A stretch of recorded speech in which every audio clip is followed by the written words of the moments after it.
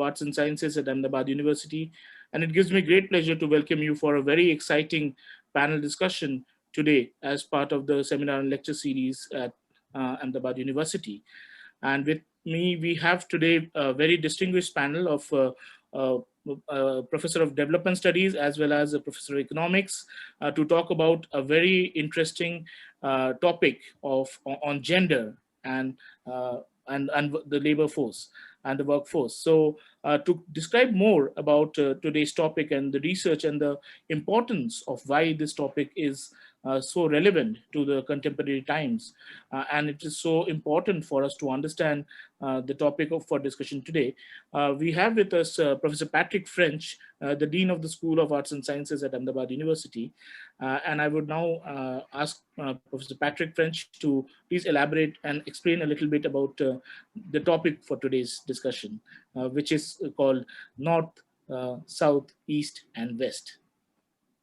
Thanks very much, Satak. So I wanted to talk really not only about North, South, East, West, the idea of a global study of gender, and not even necessarily about the specific question in an Indian context that Dr. Alice Evans is addressing, which is what may explain the various gender divergences between North and South India, you know, to put those broad geographical categories. Because my colleague, Professor Leah Matthew, will shortly introduce Dr. Evans and also Professor Jeemol Unni, who will be following her in responding to the same questions.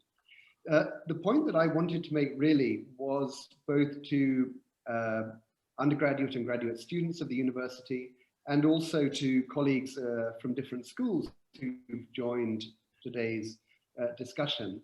And that was really how valuable it is to try to do a large-scale project of the kind that Dr. Alice Evans is working on now. I believe it's an 8-year project for Princeton University Press, in which she is attempting a global history of gender. And I think one of the things that we all get taught in academia, particularly at the PhD stage, is the idea that you don't want to make any large academic or intellectual commitments, that you want to marshal your evidence and you want to very carefully think about how you look at it. And the risk, it seems to me, of that approach to academic life is that you can always think, well, I don't know enough in order to try to draw conclusions. And I think it is inspirational to have somebody at a mid-career stage trying something so ambitious.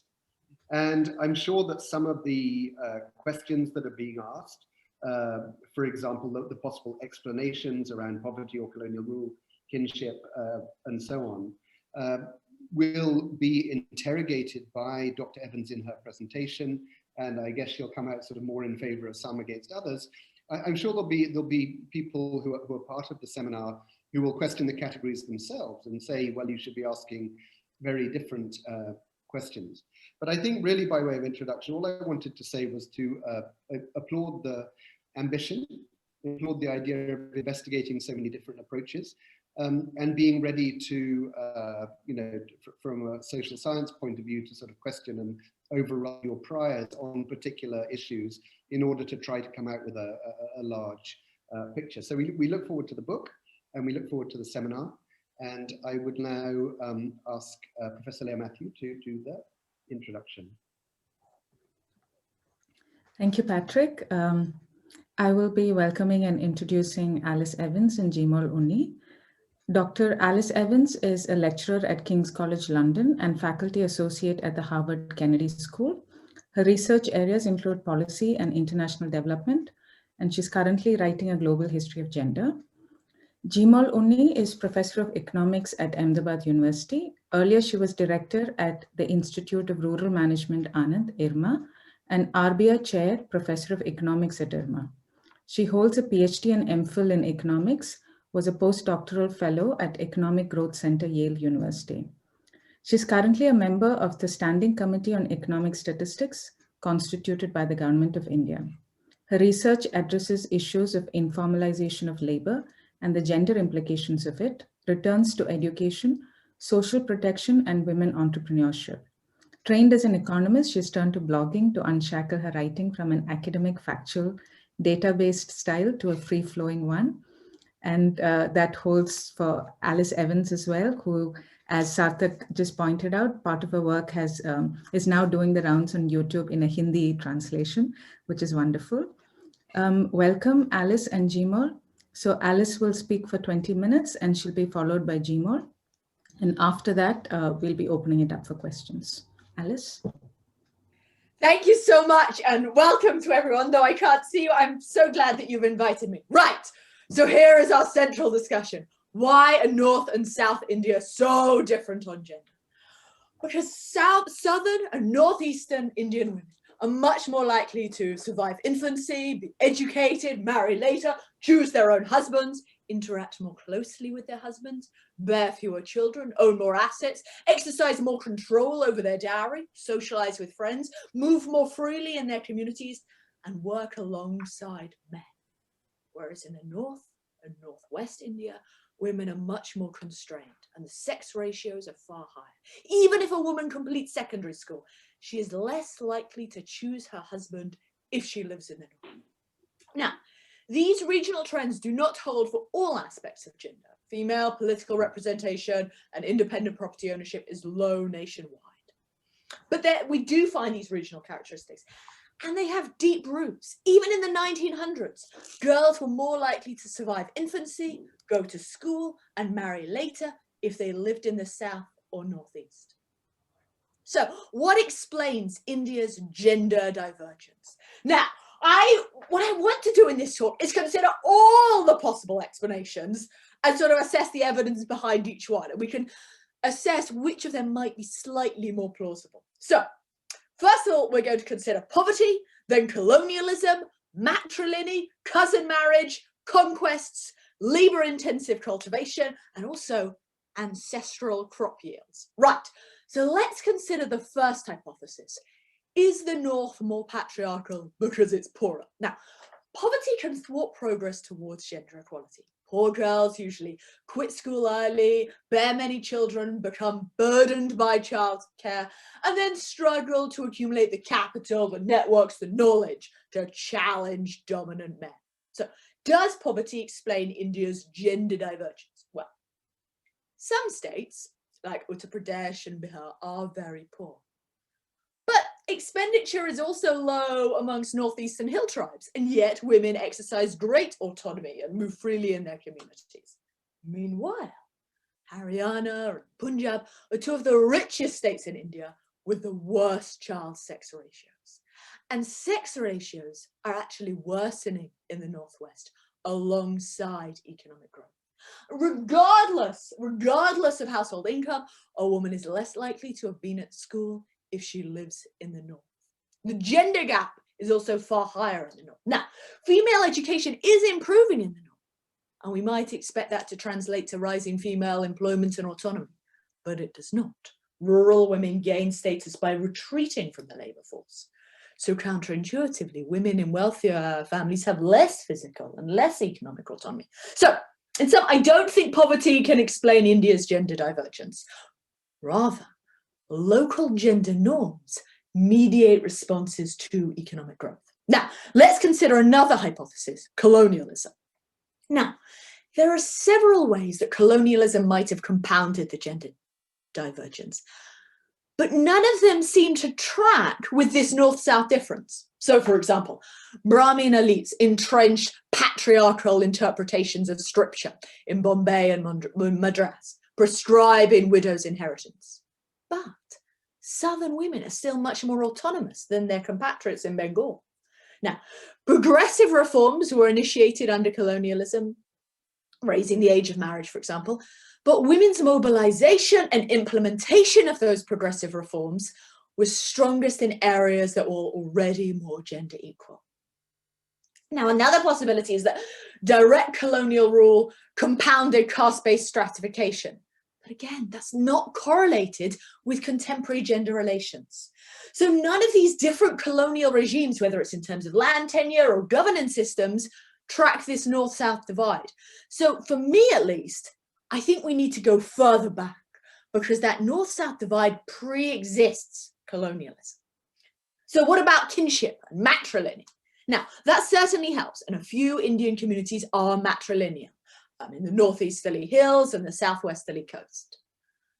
Now, in those matrilineal communities, men govern, but women remain relatively autonomous. They can move freely in their communities, enjoy premarital sexual freedoms, marry later, easily divorce, and often live in their natal village. So with fewer strictures on their movements in Kerala, girls rushed to school and led the way in female literacy. But within India, matrilineal communities are a minority. So that's not going to explain the huge north-south differences. In Tamil Nadu, for example, women report great freedom of movement and labour force participation despite being patrilineal. So matrilineal, I don't think that's going to get us there. Let's consider another hypothesis, number 3, cousin marriage. So there's this very, very famous paper that tries to explain the north-south difference by Dyson and Moore. They've got over 2,000 citations. And they say the answer is cousin marriage. South Indians idealize cousin marriage, so southern women are more likely to be surrounded and supported by their natal family, whereas in the north, women have to go off, marry outsiders to become vulnerable strangers. So could those different kinship systems explain India's gender divergence? What do you think? To be honest, I am not persuaded. Gender gaps in education are larger when brides move out. But neither East nor West India have much cousin marriage, and yet their gender gaps in education are almost as small as the South's. So there is evidence that women from communities that allow intra-village marriage are more likely to travel freely, earn cash income, but that's just a correlation. As far as I'm aware, no one has traced the causal process by which endogamy, cousin marriage, intra-village marriage, enhances autonomy. There could be something else in those communities which advances both gender equality and cousin marriage. So, in fact, there are many other features of Tamil Nadu, Andhra Pradesh and Karnataka that could have enhanced gender equality, such as their high labour force participation. And in the absence of those conditions, cousin marriage doesn't seem to enhance gender equality. Consider the Middle East or North Africa. Cousin marriage is practiced by 1/3 of Middle Eastern families, and it ensures that female inheritance under Islam doesn't fragment patrilineal assets. But in the Middle East, bound by cousin marriage, kinship groups share honour collectively. A woman's impropriety shames the entire lineage, and thus women are veiled, monitored, and secluded. So my reading of the evidence is that southern women may have gained autonomy despite cousin marriage, not because of it. For me, it seems that a woman can be surrounded by her kin, but not necessarily more autonomous or better protected. So I'm personally not very persuaded, for me at least, but I'd be interested to hear what you think, that cousin marriage begets gender equality. So now let's turn to our 4th hypothesis, conquest. Now, foreign armies repeatedly invaded India for more than 800 years, and the north was much more affected than the south. Mughal rule was concentrated in North India on the upper Gangetic plain. Rivers facilitated Akbar's conquests to Bengal's fertile soils, while the Deccan constrained progress further south. Now, women were captured in those raids. Wives and daughters were sent to Damascus as sex slaves. Affluent households, merchants and cultivators often kept a few female slaves. These were used as mules for farming, fetching water, smearing cow dung on the floor, disposing of human waste, and for sex. And if these women were beautiful or young or talented singers, they were often sold as concubines to nobles. Now, from the 10th century, the Rajputs of Rajasthan, who were the subject of the very early attacks, started practicing Johar, women's self-immolation, to prevent military capture and preserve their honor. So I think that's one part of it. These raids cultivated support for Purdah. And another part of it is during Mughal rule, North Indian society became much more gender segregated. Now, since the ruling class practiced Purdah, it came to signify status. Upwardly mobile families followed suit to symbolize respectability in an age of insecurity. Now, India's caste-based society was already concerned by purity. If women were degraded by outsiders, male kin lost honor. So women increasingly concealed their bodies, lowered their gaze, averted their eyes, and were chaperoned. And if they could afford it, avoided mixing with strangers. And that segregation over the generations amplified gender inequalities. Female education fell, men dominated the public sphere. Women were physically secluded, and that gender segregation persists through widely shared expectations of social sanction. You know, in the 1970s in Delhi, fathers might worry that a girl's education would worsen her marriage prospects because other families might think she was no longer obedient. So over the generations, these ideas of low female education, physical seclusion, those ideals of female respectability would have become ingrained. And so growing up, seeing that kind of social surveillance and policing, observing their families, children learn that defiance is heavily punished. And so then girls learn to speak softly, show restraint, and respect their elders. And even if women are privately critical, Northern women's autonomy is constrained by arranged marriage and the watchful eyes of joint families, which are much more common in the north. And even if women want to venture out, cities in the north like Delhi and Haryana, women experience relentless sexual harassment. So again, that mitigates against women's mobility in the public sphere. And if women remain secluded, they're much less likely to collectively critique or challenge their subordination.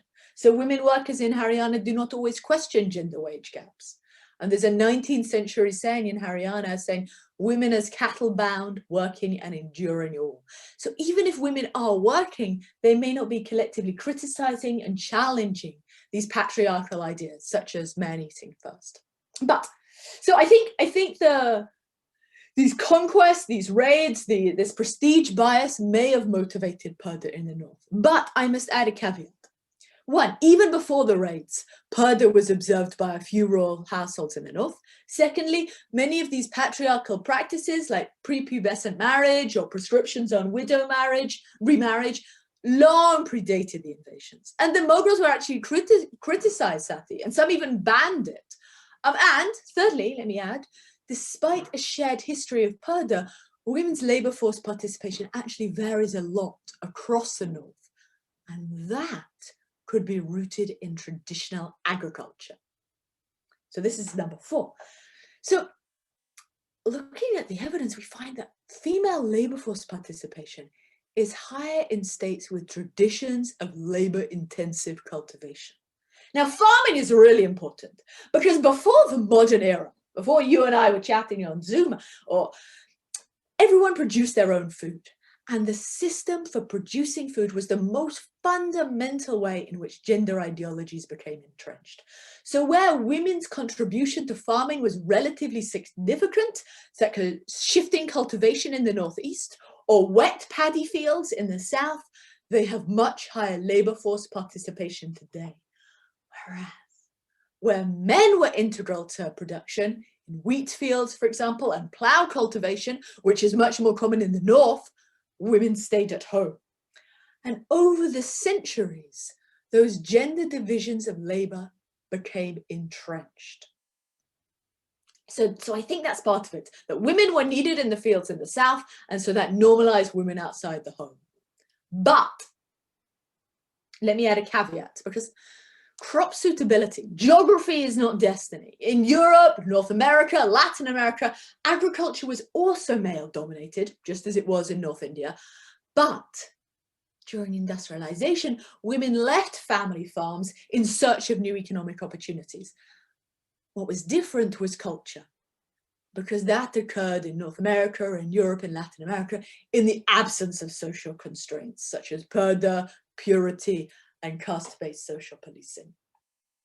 But before we dismiss geography entirely, let me add the fifth hypothesis, which again surprised me and I found interesting: semi-arid soils. Now, Gautam Hazarika finds that in districts, and others find that in districts with historically low yields, girls are disproportionately likely to die. lower yields historically, before we had irrigation, worse sex ratios. Now, why might that be? Well, one possibility, though I'm not sure, and this is just a speculation, is that pastoralism was historically pervasive in northwest India. And pastoral societies tend to be very gender segregated. Men take the herds to pasture while women stay at home, tending to newborn animals, processing ghee. Men leave for a few days, searching for new pasture. And if men are away, if they can't observe women's whereabouts, they may worry about paternity and try to control female sexuality. Indeed, N.K. Becker, surveying societies across the world, finds that societies that were historically pastoral tend to have stronger son preference, more likely to believe in male superiority. So these practices, which were common in Rajasthan, common amongst the Jats, of pastoralism may help explain these ideas of female seclusion and monitoring of women's behavior. Pastoralism may have even influenced India's caste system. Brahmins, today they dominate business, public service, politics, the judiciary. And interestingly, genetic data suggests that Brahmins have some contributions from steppe pastoralists, and they comprise a larger share of the population in North India, for example. So over the centuries, those ideas of male superiority may have become entrenched. Generations of North Indian women being breastfed for shorter periods. But I must add, again, geography is not destiny. This idea of ancestral crop yields only explains 12% of the total variation in sex ratios. They can't explain why so many girls are missing in the fertile soils of the Ganges, for example. So these are all sort of interlocking, mutually reinforcing factors. I just raise it as another possibility. So let me summarize. So we've discussed 5 different possibilities, right? And I don't claim to know the answer. But what we find is this curious regional divergence, that for centuries, northern men have been fundamental to household survival, entitled to scarce resources, and preserved their honor through female seclusion. To me, that seems to be a legacy of wheat cultivation, deep tillage, pastoralism, patrilineal patrilocal kinship, caste-based policing, and invasions. Northern parents increasingly today support their daughters' education, but this is primarily to improve their marriage prospects, not to work outside the home. In Rajasthan, female labor force participation is relatively high in family farms, but very low in towns where women would mix with non-kin. So that gender segregation entrenches inequalities because it curbs exposure to women demonstrating their equal competence in socially valued domains, and it inhibits collective critique of patriarchal norms. Whereas in the southern cities, women are visibly earning money, providing for their families, and that is rooted in the historical absence of purdah and labor-intensive wet rice agriculture. Now, paid work is no panacea, because, even without their own property, women may still feel trapped in abusive relationships. But by harnessing their social networks, because they're already out in the public sphere, Southern women have organized against discrimination, demanding dignity, safer cities, and greater respect. So in Mumbai, for example, 33 NGOs mobilized for the right to pee, advocating free, clean, and safe toilets for women, asserting their right to the public space. Thank you. So those are my ideas, but I'm very keen to hear other people's. Thank you. Thank you, Alice. Jeemol? Jeemol, you're on mute.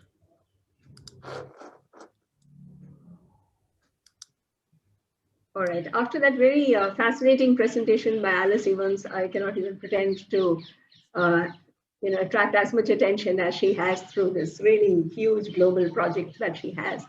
And then again, like Leah said earlier, I am constrained by being an economist. So we are shackled by all this data and having to find cause-effect relationships and so on. So I can't paint this really glorious picture that Alice has been painting.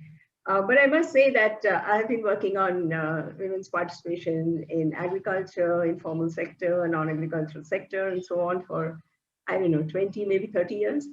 And so I have read, even though I'm an economist, I've read most of the rest of the literatures, anthropology and history and sociology, and so on and so forth. And I must say that, none of these arguments really came as a surprise to me, since I've been seeing this. And I think most of us would have seen some part of this logic we have heard earlier.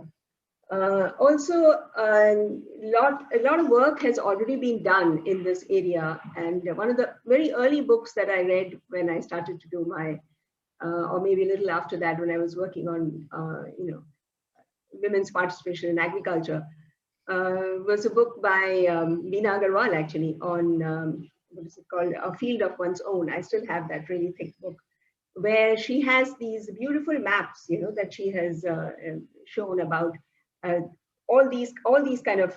She has looked at cultural ethnographic stuff and tried to map the differences across regions in India.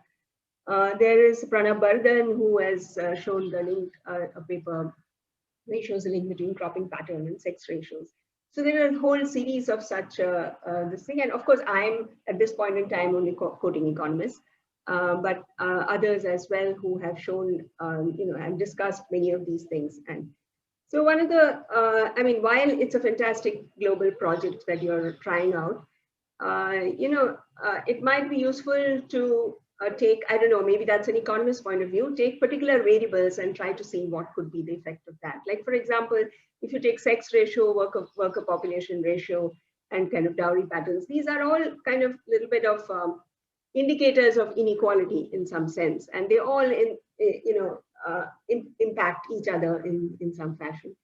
But if you take property rights, then they might have some structural features before pre-embedded features which might be affecting it, for example, the kinship relationships, then all your idea of cousin marriage or whatever is those marriage patterns which were happening, some of those might be affecting. So I'm just saying that taking a single indicator or a couple of indicators and trying to find reasons for why that pattern is the way it is might be another way of going about it.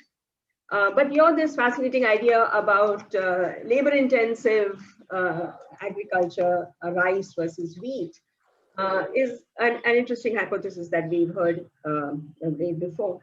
So, while you have been sort of hitting the internet, taking the internet by storm, so to say, Sarthak and all were talking about the Hindi translation. Leah was talking about Hindi translation of your blog.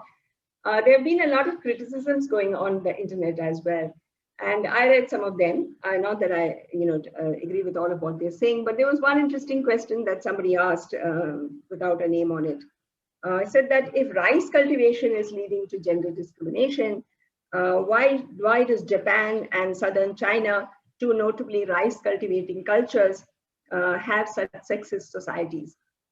So, and then he asked this question, is southern China less sexist than northern China? I don't know the answer to that question, but it's in, can you take this forward in your global project that, okay, rice versus wheat or labor intensive versus makes a difference to gender inequality? So as now I'll go to my economist narrow explanations of women's participation. So one explanation for low female workforce participation is, of course, this measurement issue. So there have been a lot of people, starting with Devaki Jain, who have been talking about this. But more recently, Ashwini and Nela Kabir have this thing about low workforce participation due to a lack of measurement of unpaid work. This is also an argument which has been there for quite some time. And they have done a household kind of survey in 7 districts of West Bengal. And they try to disentangle the impact of strands of choice for the woman, constraints posed by domestic work and care responsibilities. And they try to document the fuzziness in the borders between paid work and domestic and unpaid work. And look at it in terms of the cultural kind of context which is existing there. So basically they say that, and also women are engaged in, according to them, expenditure saving activities. Like, for example, they may be doing, small plots of land, kitchen gardens to take, get their local, their fruits, vegetables, whatever. Or they might be doing food processing, again, to save expenditure on. So a lot of this does not get counted in our measurement of workforce participation. And they also find that religion and the visible markers like the whale were not significantly determinants of the probabilities of working for women. And on the other side, they said that there was a great demand for work actually, but then their demand for work they wanted it in the kind of activities that they would like to do closer to home and so on. So some kind of an unmet demand for work is also another. So far, most of what you are saying and most of what I've been saying so far is talking about the level of workforce participation between the North and the South, or North and Northeast, and so on. But the question that is being debated today, particularly in India, is that we have been seeing a declining labor force participation of women. And what explains this declining labor force participation? Now, the economists have a very classic way of defining this, of trying to understand this in terms of the income effect and the substitution effect. And there are n number of these papers, but then there's one by Stephen Klassen and Peters in 2015. It's a World Bank paper. It explains the stagnation of female labor force participation in urban India. And they're looking at female labor force participation between 1987 and 2011. And they say that on the supply side, they find that there are rising male incomes and education, and that is contributing to a withdrawal of women from the workforce. And this is what we call a classic income effect. As the income goes up, women withdraw from the labor force.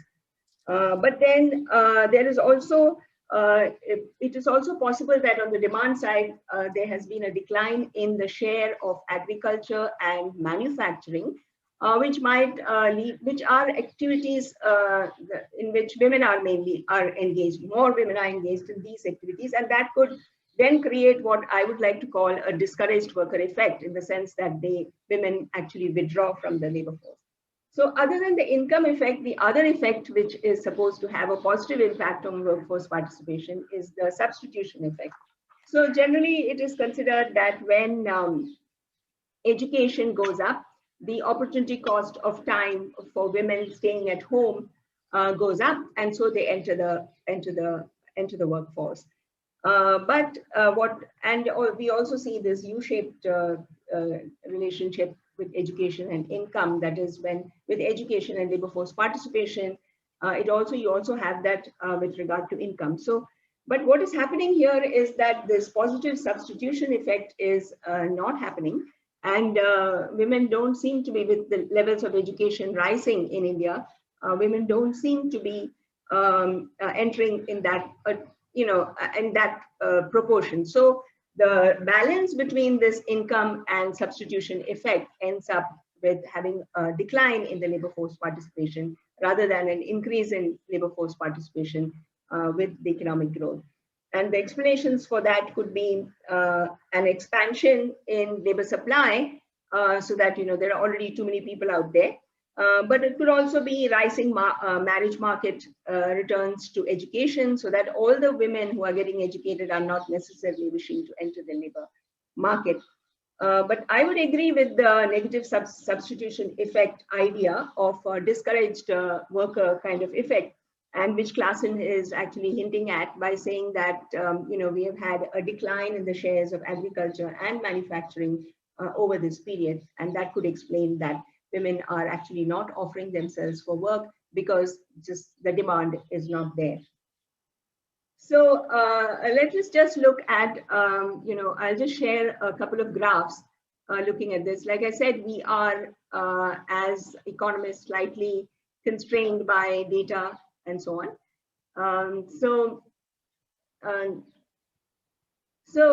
Just to look at this and look at, so this is workforce participation rate. Now, there are many issues here. One that,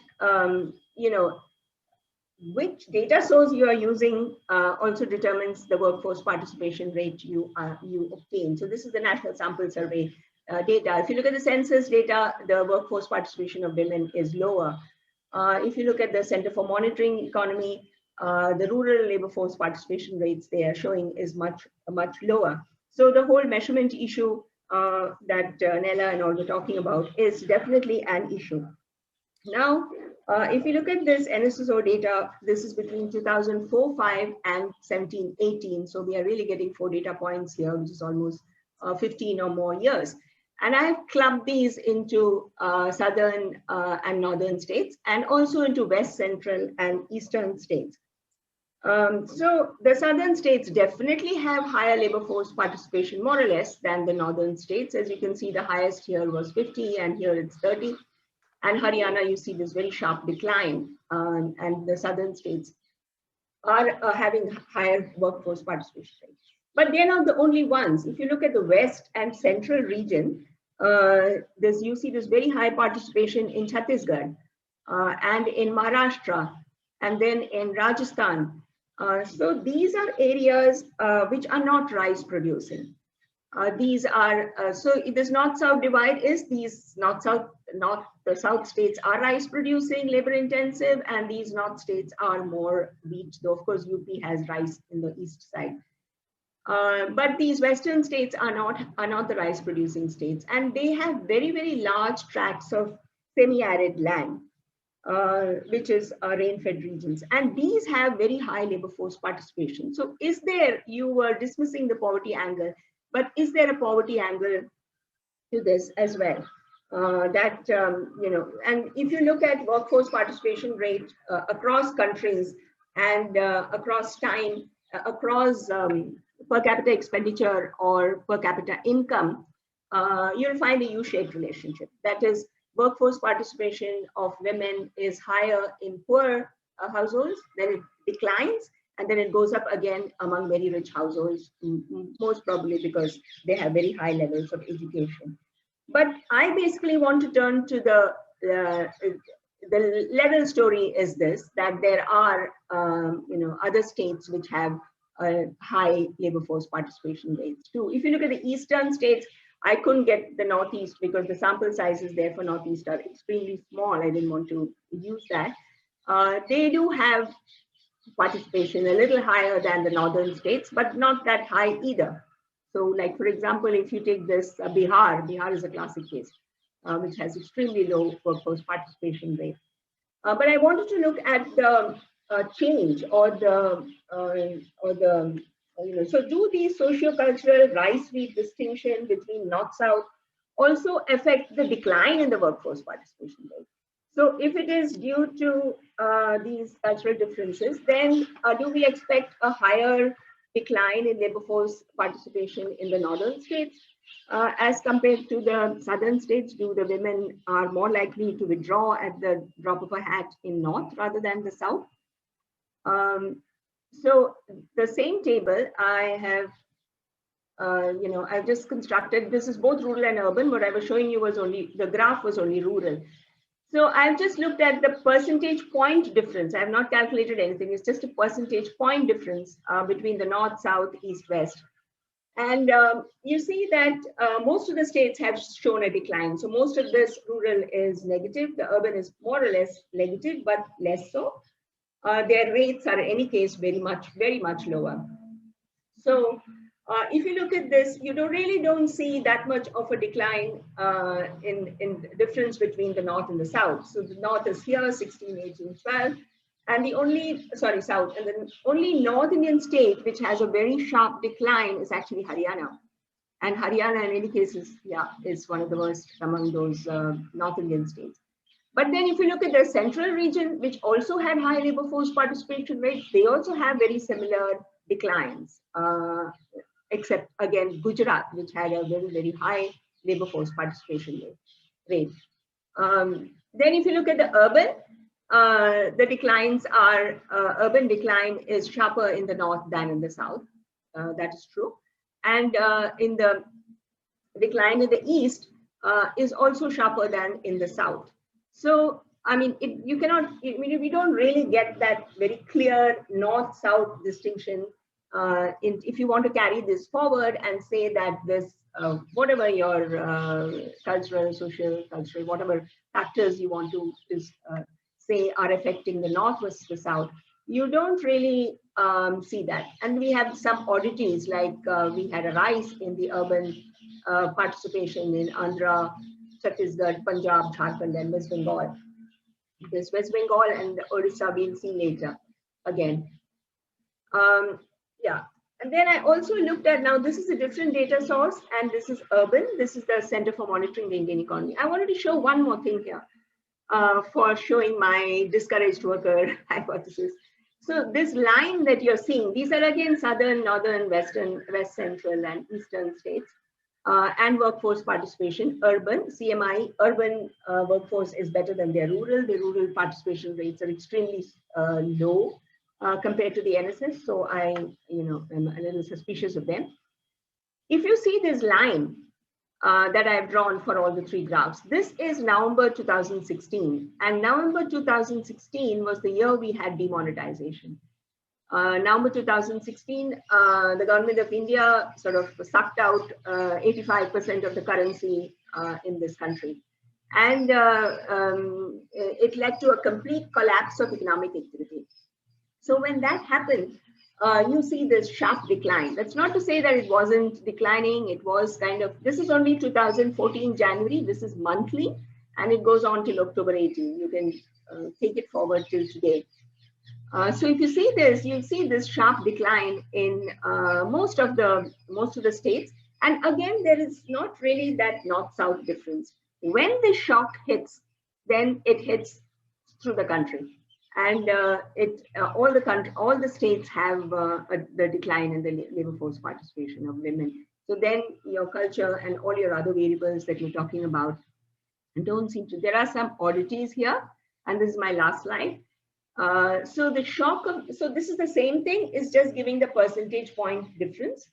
So if you look at the north and the south, the shock of demonetization, like I showed you in the graph, that particular line, all the states had this very, very sharp fall in workforce participation. And there were these two really odd states, which were Odisha and Bengal. And you see it here. Odisha is this yellow thing in this last bottom graph. And Assam is this, and Bengal. So these seem to have risen for some reason. I don't have an explanation for that. But all the states show a decline after this demonetization effect. And the decline in the southern states is actually higher than in the, so if you take a more recent period, that is 14 to 2018, where we had this shock, we actually had one more shock. That was in July 2017, which was the coming in of the GST.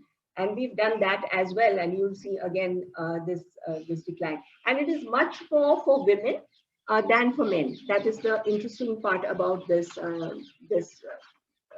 macroeconomic shock.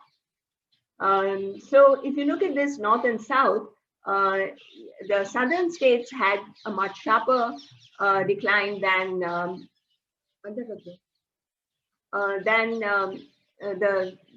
the northern states, if you see this, except for this Punjab. So I will end here and stop sharing this slide. Sorry, I have somebody coming in. So when a macro shock hits the country, this so-called north-south differences are not so visible. All of them, all the states seem to have that sharp decline. And incidentally, this particular kind of idea of a macro shock has been studied very intensively now by many, many people. Many papers have come out for this COVID shock, because India is one of those countries which went for this very, very sharp lockdown. I mean, very strict lockdown as compared to all the other countries. If you look at any index, you can find that. And here again, there are papers which have been showing, and we have also been looking at it using the CMI data. This decline in female labor force participation with the COVID shock is again much higher for women than for men. And again, there is no difference across regions or across this so-called north-south decline. So to conclude, the decline in workforce participation rate in urban south was higher than in the urban north. And this goes against our rise rate or social cultural logic. Basically, when a shock hits, women are pushed out of the workforce. And so this discouraged worker effect operates, and women do not offer themselves for work, and they move to outside the labor force. So, I mean, it's a different take from yours. So I'll stop here. Thank you. Thank you, Jeemol. Alice? I think there are a few clarificatory questions and maybe to specific slides. So I think I'll begin with that and then go on to the larger questions. There's one question from Karthik to Alice. Why does Evan say that the North-South difference predate colonialism? How do we know this to be the case? And Jeemol, I'll just read out the clarificatory questions addressed to your presentation. This is from Supratim Das. How would you explain labor force participation rates to increase between 2009 and 11 for UP and West Bengal? And the second one, only West Bengal shows an increase in the participation rate for both urban and rural. How can that be explained?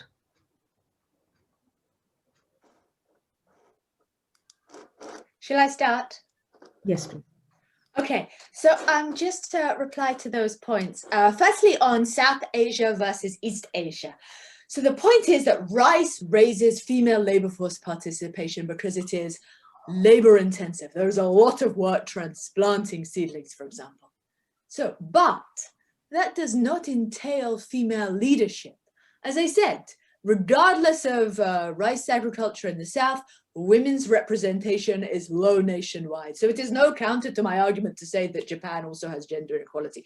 Rice only raises female labor force participation. And that's also true of Southern China. Southern China has rice versus North in the wheat. And so historically in the 1920s, where we have data, female labor force participation was higher in the South.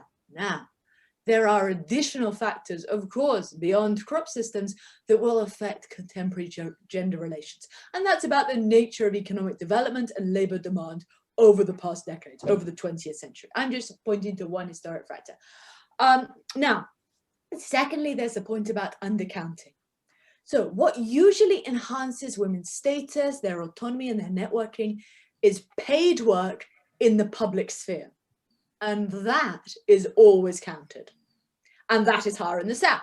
So yes, there is undercounting. There's undercounting of women's home-based work, of women's expenditure-saving activities, of their underpaid agricultural work. Yes, all that is undercounted.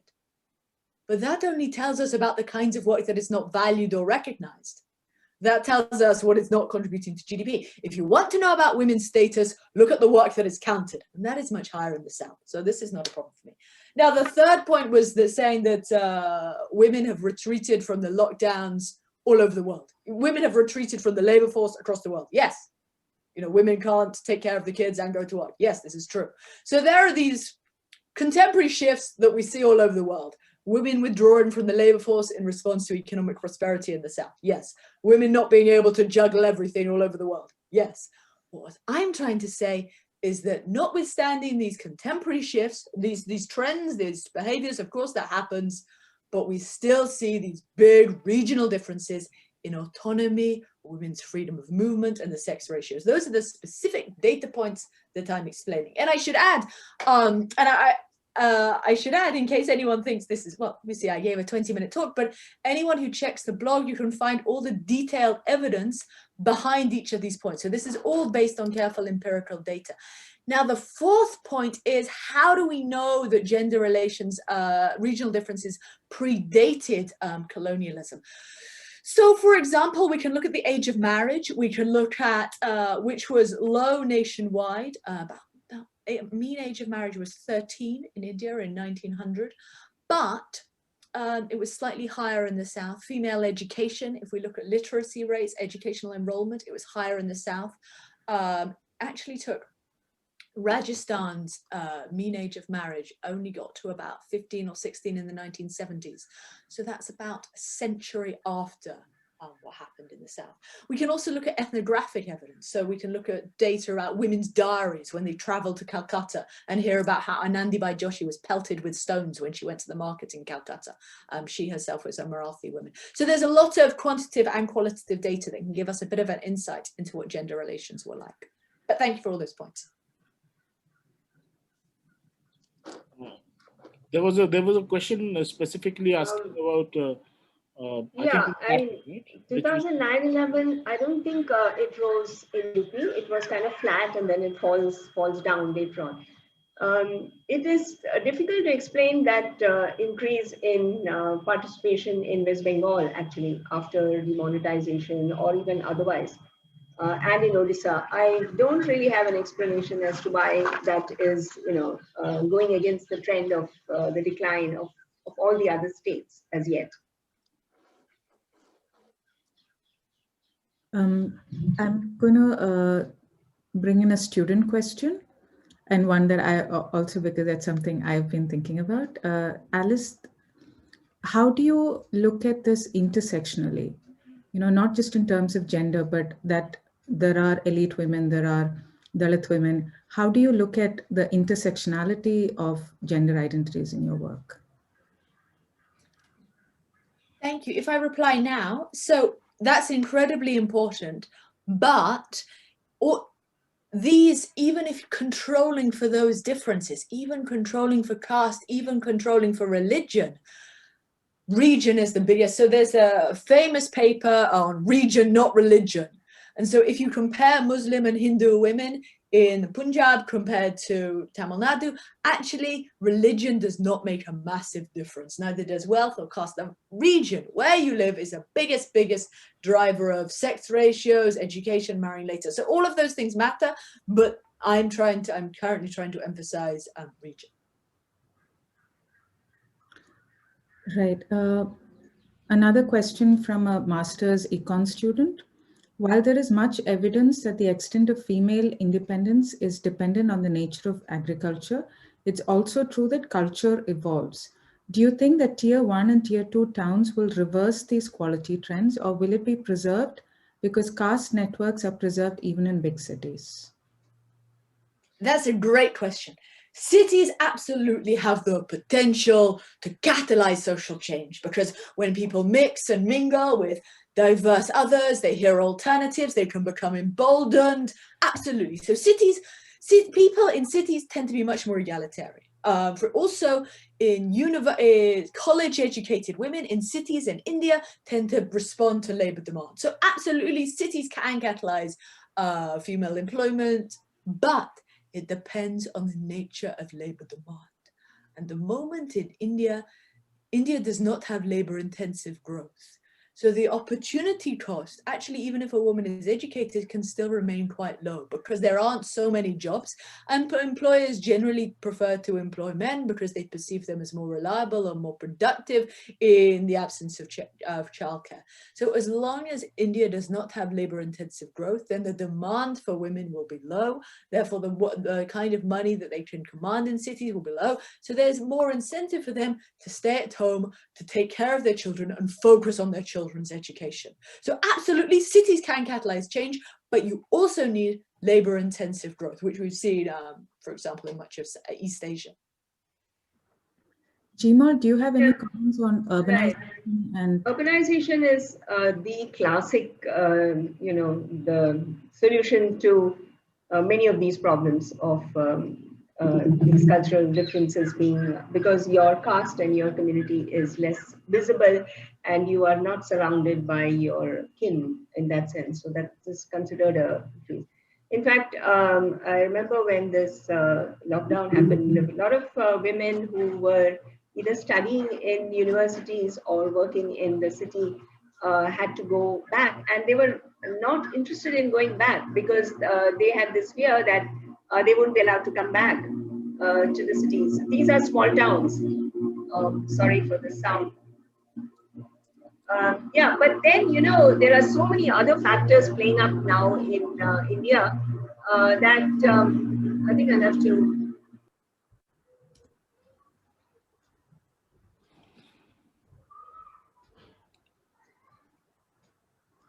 Right. So there are so many other factors playing in India today. The India that I saw like 30 years ago, the kind of hope that we had about the mingling of caste and culture and so on and so forth, has in the last few years sort of come down. So you cannot say it's not. I don't think it's a linear pattern.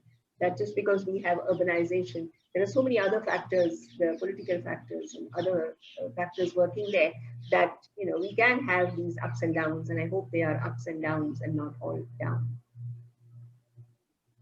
There are a few more clarificatory questions. One from, how is the data for mean age for marriage gathered in the 1900s? Were these colonial surveys? And another one from Manomohini, what time period are you looking at? And one for Jeemol, does labor force participation consider issues of migration? So there are a number of ways that we've tried to calculate the mean age of marriage. One is the colonial surveys, and also what they did subsequently in subsequent decades. They interviewed older women and then asked at what age they married. So there are a number of ways we can try to get at that. Leah, did you ask me a question? Sorry, I didn't catch it with the sound. Whether LFPR considers issues of migration. Workforce participation rate. Yes, because it is capturing women wherever they are, to the extent that the measurement can be taken care of. Migration is not an issue. I mean, you are considering the households. Yeah, to the extent that you're saying that if they are not in a household when they are migrated, then they might not be captured. Is that the suggestion? As such, migration should not affect the labor force participation, because you are computing this for each household. So wherever those people are resident, you are taking this survey in that place, and then it's a sample survey.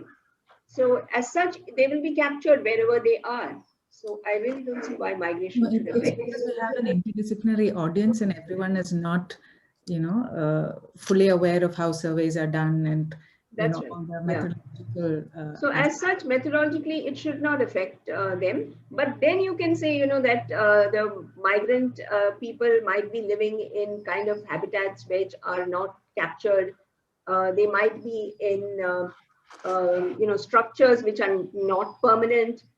So they might not be captured there, and so on. So those kind of people might get left out of your surveys. But as such, it does not have an impact on it.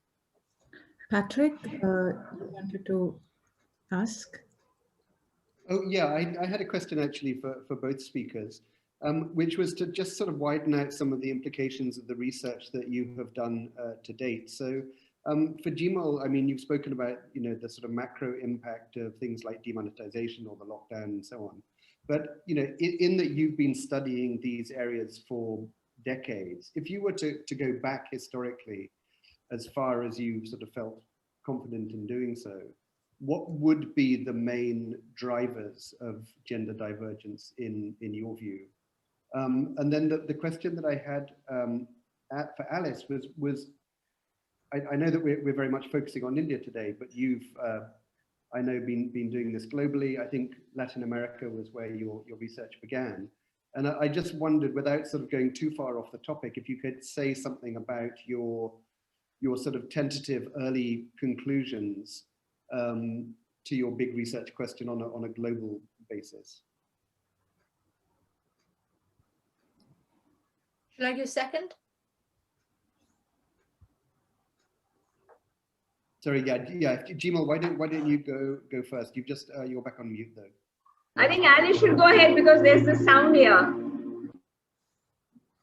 All right, I think you've got an airplane overhead, so yeah, maybe Alice, in Kent there are not so many airplanes, so you should go. Okay, so I'm interested in why some societies are more gender equal than others. And so to explain that, I think we need to look at both deep roots and disruptors. So deep roots are what I talked about, the farming systems, kinship, religion. Disruptors would be things like economic development and democratization. So where you have weak constraints on female mobility, in the absence of caste-based policing, the absence of traditions of purdah, then with economic development, women respond rapidly to shifting opportunity costs. So as fertility falls, as education increases, women go out into the workforce and earn money. And that's certainly what happened in East Asia, in Europe, in Latin America.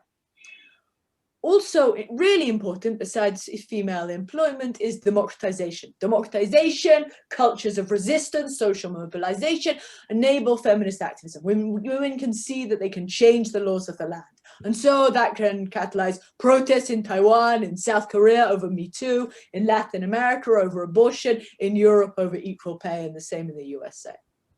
So those are the three key points. It's whether you've got strong or weak constraints on female mobility. In South Asia, of course, those constraints are always much higher, like the Middle East, and the nature of economic development. It's only economic development is really important, and that's one reason why sub-Saharan Africa tends to lag behind. Not that it is intrinsically patriarchal, but the poverty is a real constraint there. So 3 key points: the weak constraint, development, and democratization. That's all very important.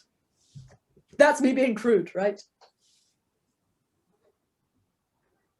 Right. So the point that I'm making is that it's not a clear north-south kind of difference. It is a much more nuanced, and the cropping pattern and the fertility of the soil and the kind of work that is done does make a difference. But then also now we are seeing the shift out of agriculture into non-agricultural employment. So the development of non-agricultural employment in the regions also is would make a difference. But so poverty is definitely a factor. So if the semi-arid regions have been for a period of time poor, then they do tend to have higher participation. Then the other thing which is here are the tribals. The tribal populations have always had higher workforce participation rates than normal populations, even overall populations. So again, you'll see these tribal belts, which is again in the central areas of the country. There, Chhattisgarh, Jharkhand, even this side of Gujarat, you'll see much higher workforce participation rate. And there, it is definitely a cultural phenomenon why women are less secluded and so on in the cultural phenomenon. And then mobilization. So social movements and social mobilization in regions where it has happened, the women's coming out into this thing is much higher. So Kerala is, of course, a classic case of that, a political kind of mobilization, the social movements. So social movements have also happened in Tamil Nadu. I think Karthik will be able to tell us more whether that has done anything to the women's status, because the Dravidian cultural assertion of the lower caste is a phenomenon as well. So political or social mobilization across, and that might be happening in Bengal, though of course Bengal female participation is not so high, but then the rising participation, like they have had certain reforms in their land, like the Barga, the Operation Barga and so on, where the sharecropping was legalized and so on. So some of those things also then help, and that is coming through social mobilization. No positive progressive reform ever in favor of the poor or in favor of labor takes place without some kind of assertion by the groups. So when that happens, then again there is an impact on workforce participation. A quick question, Arpita. Can we allow folks to unmute and ask questions if they have longer questions? Meanwhile, I'll continue with the questions that have already come in. Jeemol, you brought in Kerala. There are a few questions related to that. From Pallavi, do better sex ratios and health indicators of women translate into leadership or powerful positions of women? Because anecdotally, I see that all the good health indicators in Kerala, even with all of that, patriarchy is still very much prevalent there. And again, related to Kerala, there's a comment from Arushi for Alice. One of the indicators you might like to explore in the North-South divergence are family planning statistics. The recent NFHSV data indicates that most southern states have higher female sterilization rates.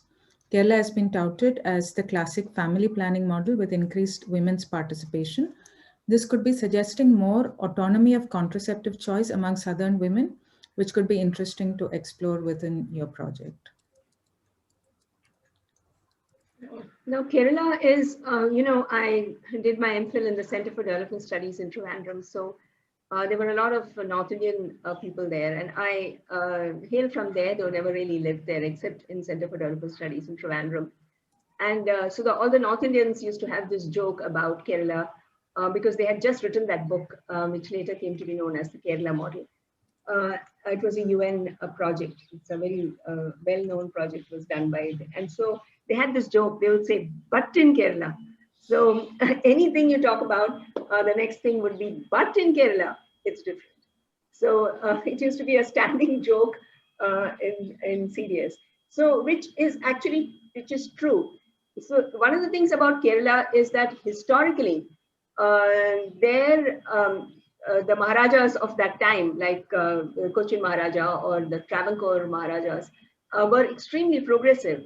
So they had, education and health for all. And I can tell you that even in the 60s, and that was carried over when Kerala became a state in 1956. And I remember as a child, I used to go to Kerala during the summer, and the things used to match. The summer holidays never used to match. I used to go into school with my cousins. You could go into the school. Schools were convent schools, but they were free.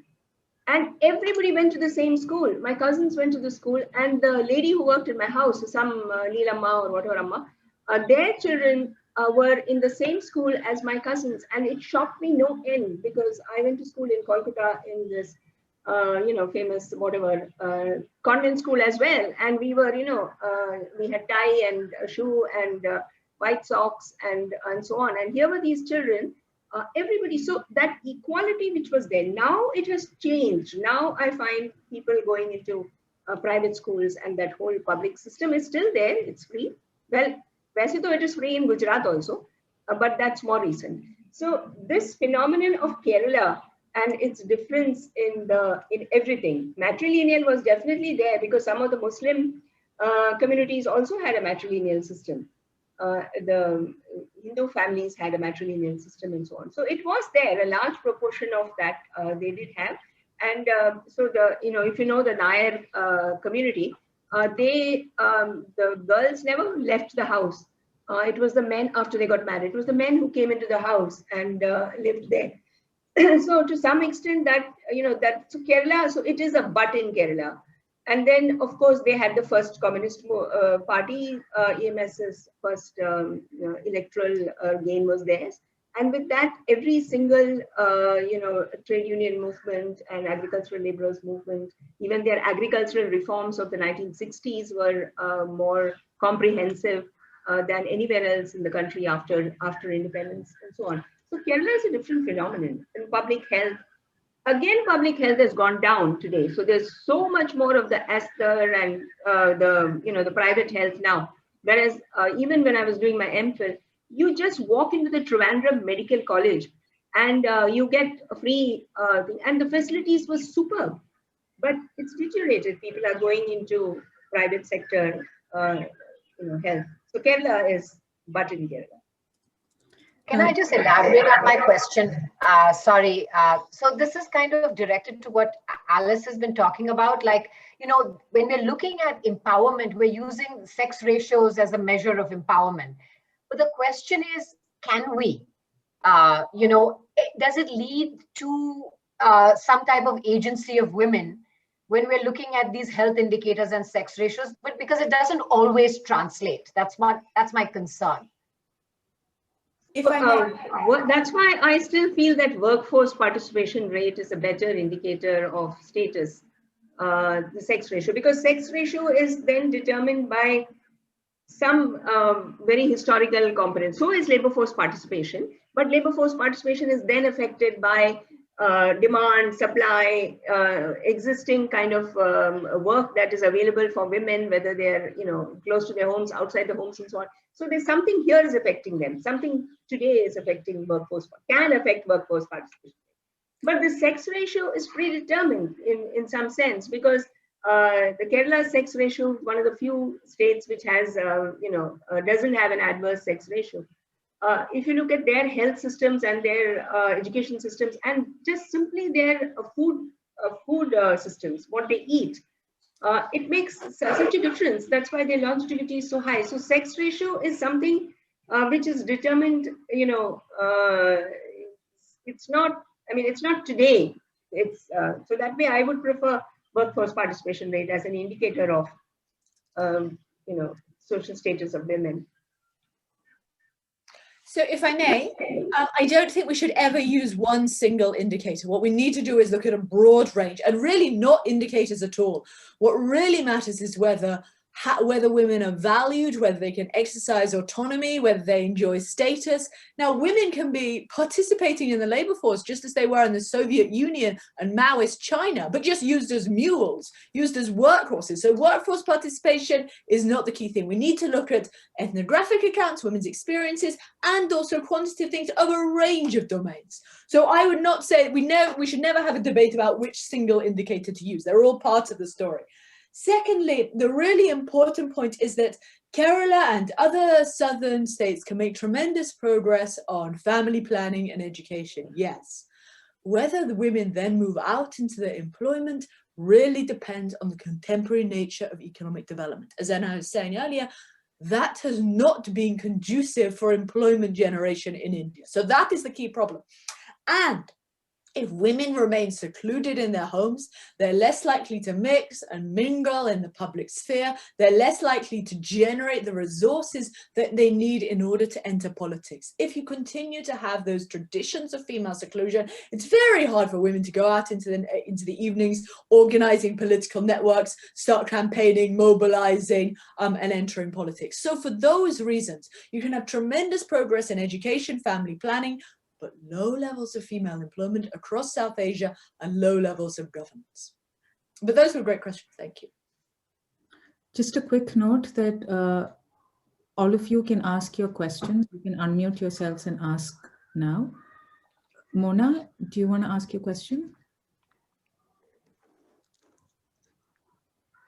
Hi, mine was just a sort of a minor thing about pastoralism, because that was used as one of the sort of indicators of entrenched women's seclusion, etc. But within pastoralist groups also, there's a lot of diversity, because Rabaris, for instance, they're a very different kind of a pastoralist group. They're fast urbanizing, but much more, very different from upper caste groups, where women participate.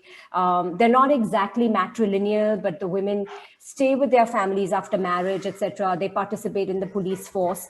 So, but it also reminds me, so that's a kind of a comment, whether one can generalize about pastoralism. The other point that came to my mind is, Ashutosh Varshney, a political scientist, wrote this very similar sort of an article in 2000, asking this very interesting question, is India more democratic? And he did a kind of a north-south divergence of democracy. And he says, why is democracy, stronger? Or he used Hindu nationalism as one of the indicators. Why is that lesser in South India and greater in North India? And one of the sort of conclusions he came to was the history of caste justice movements in the South. And why that, according to him, played a very big role in the sort of the more the stronger the basis of caste-based justice in the South compared to the North, and therefore weakening of Hindu nationalism in the South versus the North. And I wonder if that is something that both of you, Jeemol and Alice, would you consider that as an interesting historical fact for divergence? Yes, definitely. That's what I was calling social mobilization. And that is true of very clearly Kerala and Tamil Nadu. I'm not so sure about Karnataka, and Karnataka has anyway got the Hindu party there now. And Andhra, I'm not sure about those two, but definitely Kerala, and Kerala had the Irava movement and the all the Palayas and so on, and the Dravida movement in Tamil Nadu. But I don't know about the other two states. It definitely has an impact on women's status. Alice, you want to comment? Yes, I think they cut. I mean, so I would love someone to systematically assess the evidence about caste-based inequalities in India, because and I was looking at some data recently. We know that there was horrific slavery in the South in the 1900s. There was horrific caste-based stratification in the South. But more recent data shows that there is much stronger social mobility in southern as compared to northern India. And there's 2 years ago, there was an issue of EPW where they find lower levels of untouchability in the South. Now, why is this? I don't exactly know, but I think what we've seen is there's stronger social mobility and a decline of untouchability in the South. Now, why is that? Yes, that social mobilization is going to be a key part of it, absolutely. And that social mobilization will have also benefited women, because when they have free education in Tamil Nadu, that means broader literacy, which in turn encourages female education. So that caste-based policing, the caste issue is incredibly interesting. I wish someone would study that. It also benefited women for sure, but that caste-based social mobilization is transformative, but where did it come from? I don't know, but I think it's a fascinating question, and I would love someone more intelligent than me to research it, to study the history of the South and the North in terms of the changes, because I don't think that's the story that I'm telling. It's not a regional divergence with pre-colonial roots. I think it is partly also has more recent roots. So I think that's an important topic. Shilpa, you had a question? Yeah, thank you.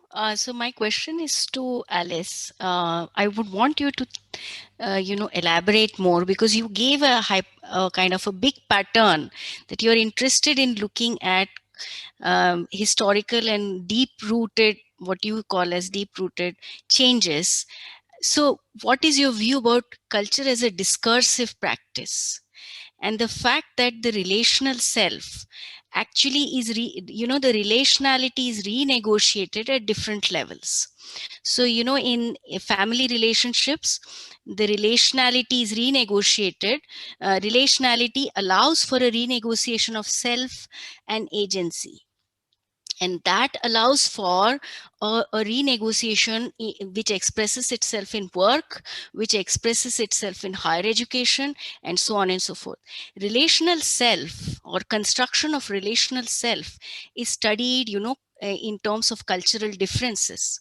And this discursive practice can tell you, how people have responded to changes in the history which you are talking about. What's your view on that? Sorry, can you rephrase the question? I'm not familiar with these terms like relational renegotiation. Can you just rephrase? You would just use different language. I'm not familiar with that language. Okay, so discursive practices come from the word discourse, and discursive practices are basically interactions which renegotiate meaning.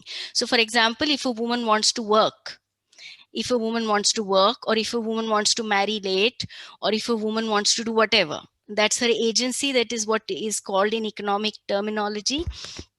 Then this meaning of agency is renegotiated in the relationships in the family. I'm talking about the family level of analysis, right? So this renegotiation of is called as a discursive practice. What does it mean to go to work? What does it mean to come back home early? I'm talking about actual concrete interactions which are done day to day, and these change the way women feel empowered or not. And this is related to the question of agency. So how the relational self, and UK has done a lot of research on this. Probably, you could, I don't know, UK has done a lot, European tradition has done a lot of research on discourse, on discursive practices that renegotiate meaning, so that we don't look at self or workforce participation as frozen concepts, but that are renegotiated in day-to-day encounters. I hope I am able to communicate.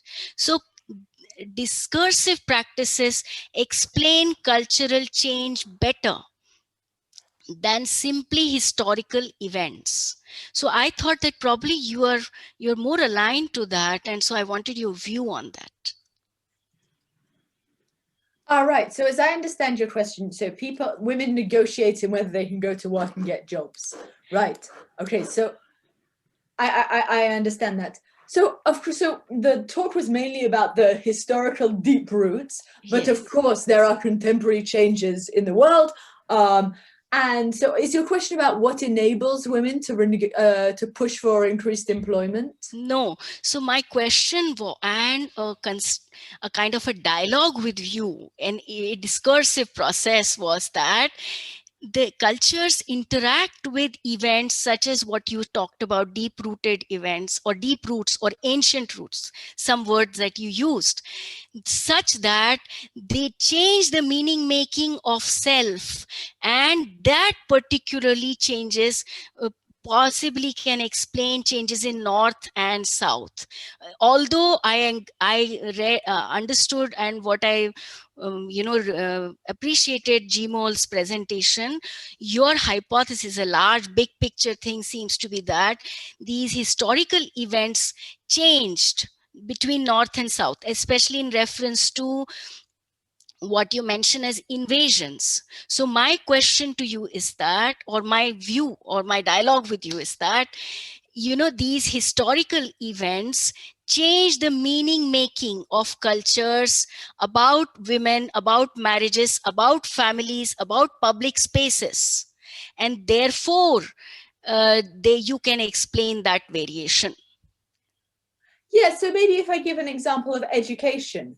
So for example, in northern areas with a tradition of purdah, education might be seen as dangerous, jeopardizing a woman's respectability because she's going out into the public sphere, potentially sexually harassed, potentially having boyfriends.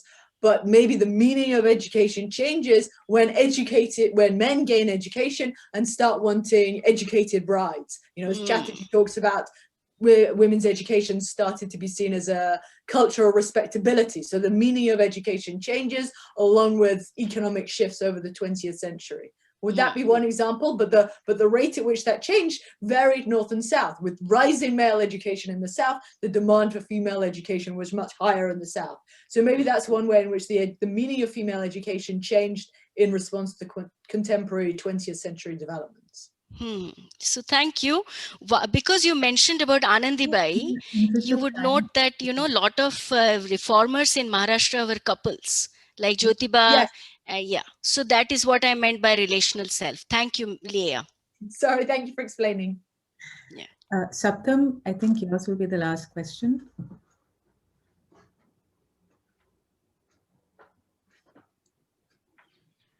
Saptam, are you able to unmute yourself? Yeah, good evening. Hello all. So it's not a question actually. I just wanted to know if we can look at the different kind of mythologies or literary texts or deities which became popular in North or in the South of India, and did it affect in any ways the gap, the gender gap that we are talking about?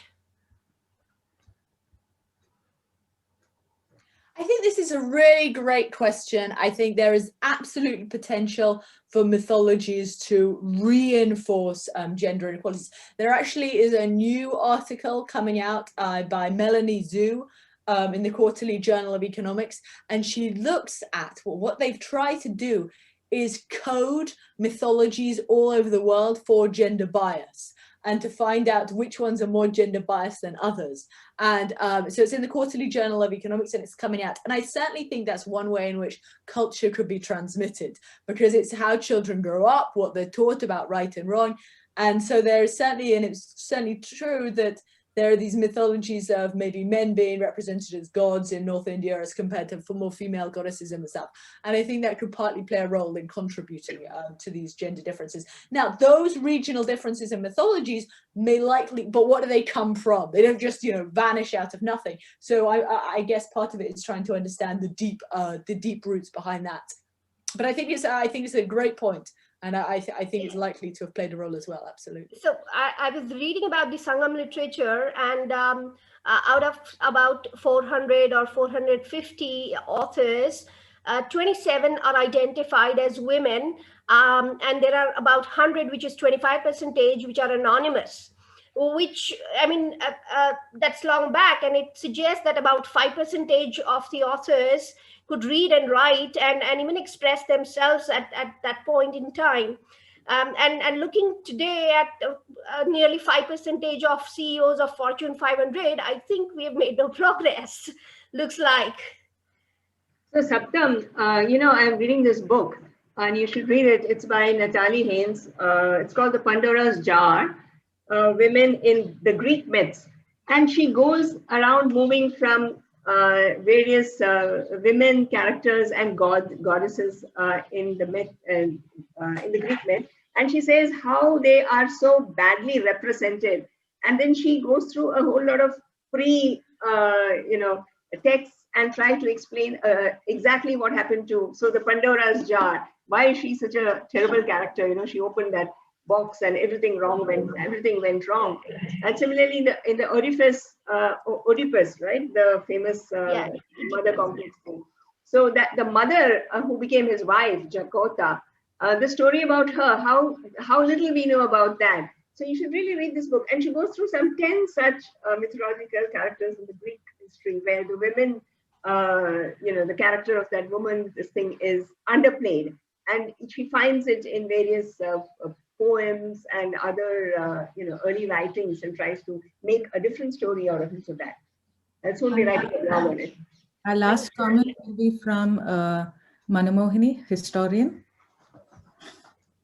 Hi, thanks, Leah. No, just very quick. I know we're running out of time. So thank you very much, both of you, for a very interesting presentation. I maybe you said it, I couldn't catch it. So one of the things for Dr. Evans is I could not catch what time period you're considering. That's one. And for Jeemol, I had a question about migration and LFPR, because since in the context of being talking about northern and southern cultural divides, which you seem to suggest does not exist. So No, sorry, it exists. I'm saying that's not the only divide. Okay, right. So in that context, so I thought that it does do economists, and I don't know really how you do it.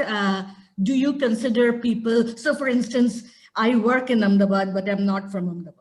Right? So do you consider things like that when you calculate? Because you seem to be talking about cultural differences or differences in patterns geographically. So that was the basis of the question. Thank you. So Alice? Yeah, thank you. So for my side, I'm looking at, I looked at contemporary data over this regional differences in gender across a broad range of indicators and ethnographic work, and also took that back as far as I could. So I was even reading art history books about representations of Rajputs and seeing that only men were represented in paintings, for example. So I really tried to explore as much evidence and data as I could, going far back to really try to understand the roots of this regional divergence. But I wish someone would take it further, because there's still much more to do, I'm sure. So Manamohini, on this migration thing, so like you and I are migrants into the state, right? But we would be captured here where we are in Gujarat.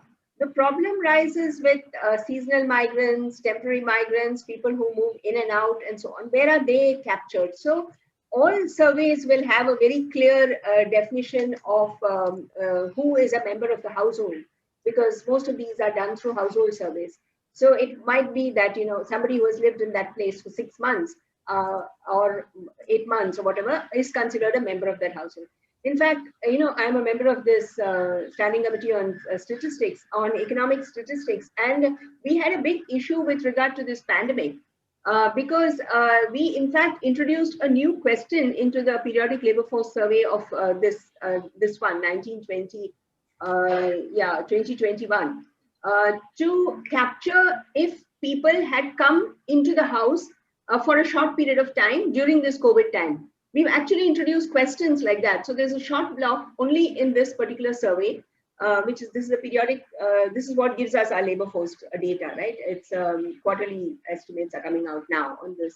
So we actually introduced this question purely because of this fact that people had come into the thing and stayed there for 3 months, 6 months or something like that, which normally we would not capture them in that household because they have not lived there for that considered period of time. Thank you. That's all I needed to know. Thank you very much. Thank you, Jeemol and Alice. We're at 6:31, so I'll invite Sarthak, but just a big thank you to both Alice and Jeemol, and also a special thanks to Patrick, who put this together really. Sarthak? Yeah, just to come in and echo in Leah's words, and thank you so much. And I think I would like to thank the speakers for this very fascinating discussion, which started off with women's participation in labor forces and gender discrimination, but also ended up somehow in the in mythology and Greek myths and everything. So